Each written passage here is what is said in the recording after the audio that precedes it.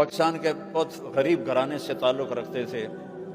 سعودیہ گئے 50 کی دہائی میں، اور پھر انہوں نے ایشیا کی سب سے بڑی گولڈ فیکٹری بنائی، ایشیا کی سب سے بڑی انہوں نے ٹیکسٹائل مل بنائی، اور پتہ نہیں کتنے کام کیے. تو ہماری ان کی دوستی تھی، تو میں انہی کے پاس جا کے ٹھہرتا تھا. تو وہ ہر دفعہ بڑے زور شور سے سناتے، میں اے کیتا، میں اے کیتا، میں اے کیتا.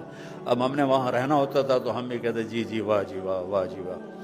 تو جب وہ مرض الموت آئی، ہائے ہائے ہائے ہائے، ٹون بدل گئی، ٹون بدل گئی.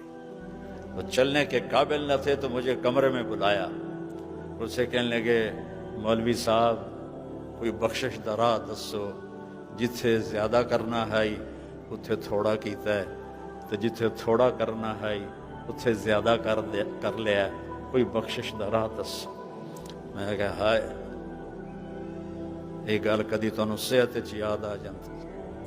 جہاں زیادہ کرنا تھا وہاں تھوڑا کیا آخرت، جہاں تھوڑا کرنا تھا وہاں زیادہ کیا. فٹ پاتھ سے اٹھے اور ایشیا کی گولڈ فیکٹری سب سے بڑی، ایشیا کی ٹیکسٹائل جدے میں سب سے بڑی، اور ایسے پتہ نہیں کتنے پروجیکٹ، مجھے تو یہ 2 یاد ہیں. اور 50 سال کی کامیاب تجارت کے بعد وہ کہہ رہا ہے کوئی بخشش کا راہ دسو. جہاں زیادہ کرنا تھا وہاں تھوڑا کر لیا ہے، جہاں تھوڑا کرنا تھا وہاں زیادہ کر لیا ہے. تو میرے عزیزو، موت سے پہلے اس دھوکے سے اپنے آپ کو نکالو. کس ہستی کی میں بات کر رہا ہوں کہ جن کو اللہ نے اپنے پاس بلا کر سارے پردے ہٹا دیے.